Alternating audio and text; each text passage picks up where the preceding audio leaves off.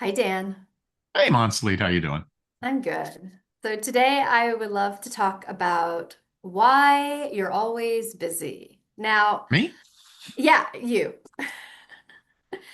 I'm talking about the people who say, I'm swamped or I don't have a minute. There's never enough time. I'm constantly doing something. I actually know somebody. I've known her for many, many years. And literally every time I text her to maybe jump on a call with me, this has been going on for 15 years. Her preface, literally every time, I'm not exaggerating. It's like, well, I have about 3 minutes I can give you. Oh, I've got about 5 minutes before I have my next client. Oh, I've got about a 7 minute break in between what I'm going to go do and what I'm currently doing. Like everything's always calculated to like literally under 10 minutes that she has time to talk to me because she's so busy. Now, I think some people might look at this and be like, it sounds like they've got a productivity problem or like a time management problem. They don't really know maybe how to manage their time. But then there's people that I think they wear this badge of busyness with an honor. Like the busier you are, the more important you are, the more successful you are. And I kind of want to go deeper because I think what is staying in motion, or when we stay in motion, what is that really keeping us from facing? And so, my high level question to start with you is when someone says, I'm always busy, oh my gosh, I'm just so busy. What do you think is really going on? Initially, what comes up is one of two things. Either they've bought into the lie that productivity is the outcome, and the more you can produce, the better you are in some way because you're delivering more. Hmm. And the other one is, oh my God, if I stop, what's there? Yes, so that brings me into theme one. We're going to cover three themes. There's probably going to be a lot more themes here. Please put in the comments if I skipped one or missed one. I'm not going to be able to cover everything today. And by the way, I'm not going to be speaking in absolutes. Not every busy person does this. But theme one, busyness as protection, which is what you just called out, being protected by something. So, how can constant activity become a way of protecting ourselves from deeper discomfort? For the same reason that people don't want to sit in silence because they're afraid of what's going on in their head. If I if I can distract myself long enough and just do the next thing, do the next thing, do the next thing, do the next thing, I never have to stop and look inside. I never have Mm. to address any feelings of less than because look, I'm producing so much. I definitely have value because look at how much I can get done. Yes, there is an illusion around making like illusion of progress. Sometimes busyness and progress isn't getting us anywhere closer to where we want to be. It's just keeping us on this hamster wheel. Yeah, like that hamster And can run in circles. It's not going anywhere. It's expending a shit ton of energy. It's not going anywhere. And you think that this is common? I mean, I see it a lot with people I know, more so with some than others. But it does seem like even when I go to say events or parties, it's like, oh, I'm so busy. I mean, I have this and I have that and I have this going on, I have that going on. It's almost like not just a badge of honor, but it's like they wear this as a bragging tool to be so busy. I'm not Because saying I got done more than everybody. you did. Yeah. I got done more than you did. So there, I'm so busy. And it may be subconscious. It could be, I think that that could be also taught to us growing up. And just thinking about it as well, like uh, as we get indoctrinated to this thing, particularly in the West, particularly in the US, if you got to do more, we get into the human doing thing rather than the human being thing. Like that constantly being busy does it put us in demand because we can get so much done? And then does that somehow elevate our sense of self of like, I'm so busy, I'm important. And I'm going to validate my importance to you by telling you how busy I am because I'm so in demand. And so it becomes a reverse engineer that the thing that they're doing to distract themselves from whatever's going on underneath then becomes the outside validation of like, this is who I'm so important. They're fine. So what I'm hearing you say is it's almost like my validation and my worth is through the productivity of being the doer. And I mean, Hmm. this could go all the way back to for some of us as childhood, right? Like the good girl cleans the dishes, does the house, cleans her room, Hmm. picks up the laundry, blah blah blah, right? And so all of a sudden we're a good girl because we take on all these items, and that becomes what Hmm. defines us. And again, that could be a whole nother video series. Yeah, My and if you're next not doing anything, you're lazy.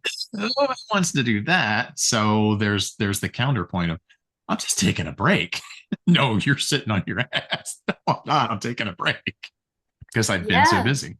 that's right. Yeah, I know. I mean, I know a lot of people like that. Theme two, and you kind of touched on this, discomfort with stillness. What do you think tends to surface when a person finally slows down, Dan?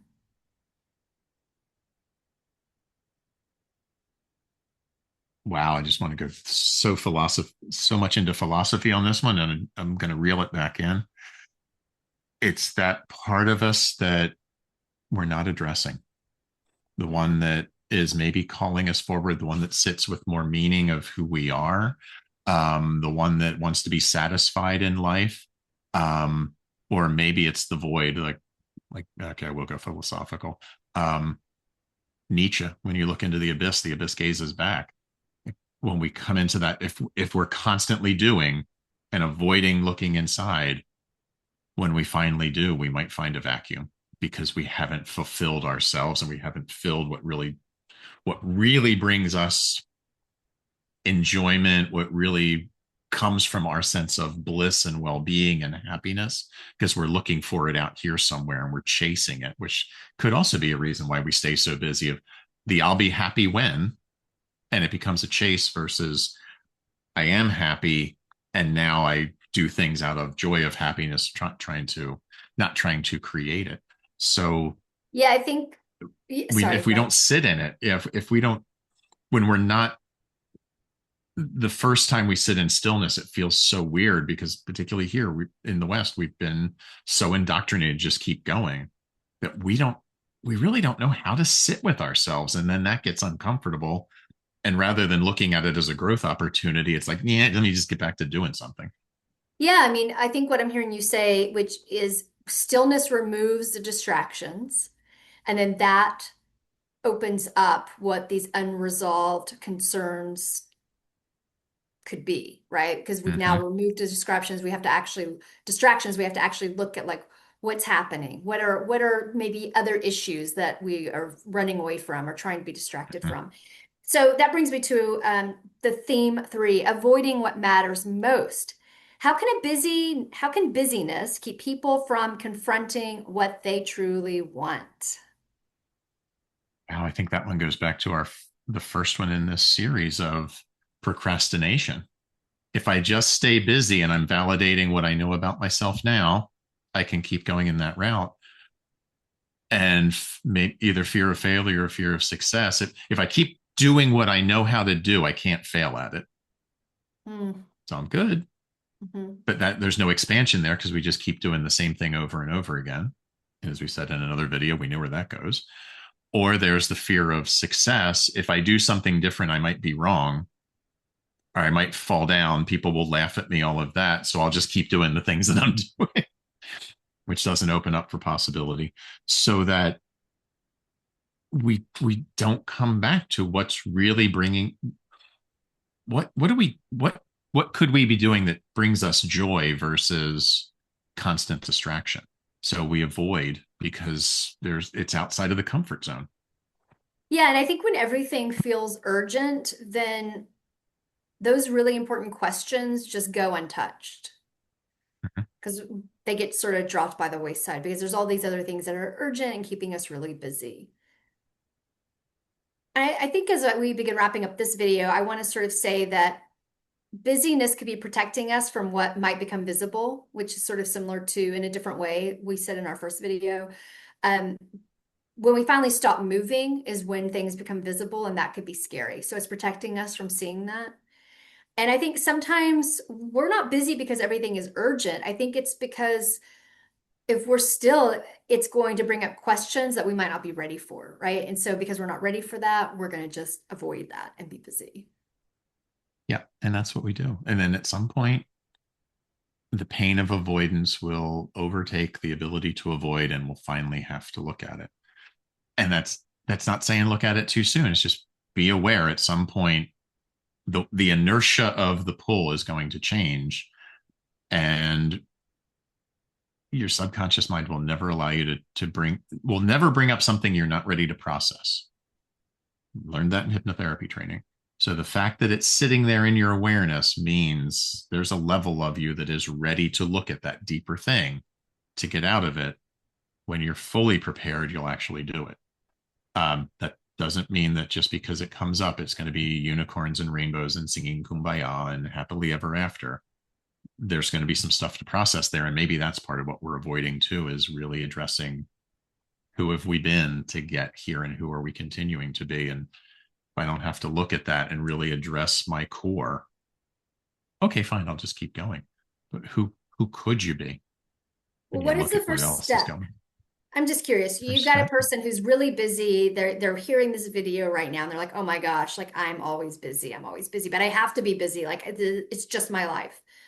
What might be one step that they could take to stop, stop being so busy or I don't want to say stop being so busy, but you know what I mean? I think it would come with a question of what are you afraid would happen if you weren't? And keep diving down on that, because the surface level is always going to be pretty easy. What's under that one? What's under that one? What's under that one? And why do I keep myself busy? Keep going under those. Yeah. There'll be something. There will be something deeper. We just keep parsing it down and going deeper and deeper. It's not about stopping. That's the action that comes eventually. It's about understanding the drivers that are under the surface of what's the story that keeps us going and what's the story that we're avoiding, that we're saying what's the worst that would happen, what's the best that would happen, what's most likely going to happen if you continue on this pathway. Yeah, and I know that you always have been finishing our videos, but I'm actually going to do a twist and Oh, say, if you have watched this video and you're like, I would love to know what coaching is more like. I kind of get the idea, but I don't really know. It sounds a little scary. Is it going to be like therapy? We have a real demos video, which actually demonstrates three different levels of coaching where I'm the client and Dan is the coach. And I would suggest this to you if you want to get coaching, especially from Dan, because this video series will show you what it looks like, what engagement would look like and feel like, and how your life could be completely different if you have this series. And if you are a coach, this is a great series for those of you who just want to see one coach, one topic at three different levels in action, what that really looks like. apples to apples to apples. No guesswork. No guesswork. Anyway, we hope you enjoyed this video and subscribe, comment, and we'll see you in the next one. Be well. Be well.